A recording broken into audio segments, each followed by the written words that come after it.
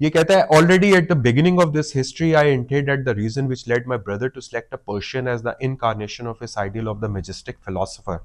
His reasons, however, for choosing Zarathustra of all others to be his mouthpiece, he gives us in the following words. People have never asked me, as they should have done, what the name Zarathustra precisely means in my mouth, in the mouth of the first immoralist.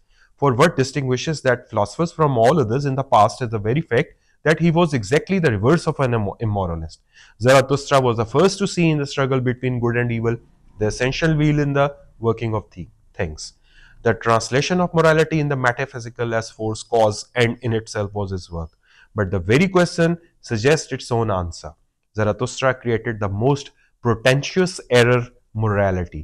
Consequently, he should also be the first to perceive that error, not only because he has had longer and greater experience of the subject than any other thinker. All history is the experimental refutation of the theory of the so-called moral order of things. The more important point is that Zarathustra was more truthful than any other thinker. In his teaching alone do we meet with truthfulness upheld as the highest virtue, that is the reverse of the cowardice of the idealist who flees from reality. Zarathustra had more courage in his body than any other thinker before or after him to tell the truth and to aim straight. This is the first Persian virtue. Am I understood? Basically, यहाँ पे ये para मेरा ख्याल है crux है इस introduction का कि वाई डिड ही चूज ज़रतुस्त्रा. एक पर्शियन करेक्टर जो कि गालबन हजरत ईसा से भी 500 और 1000 साल पहले था, उसने उस करेक्टर को क्यों चूज किया.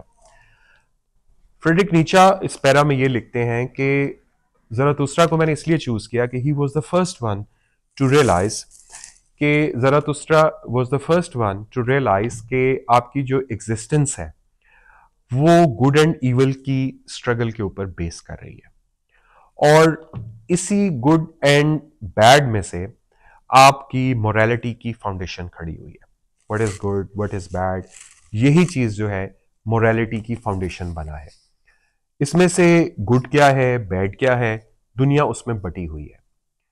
तो आगे जाके वो कहते हैं कि जैसे वो बता रहा है कि गुड एंड बैड में बटी हुई है, और इस गुड एंड बैड के ऊपर आपकी दुनिया के जो मोरालिटी के स्ट्रक्चर्स हैं उनकी फाउंडेशंस ले डाउन है.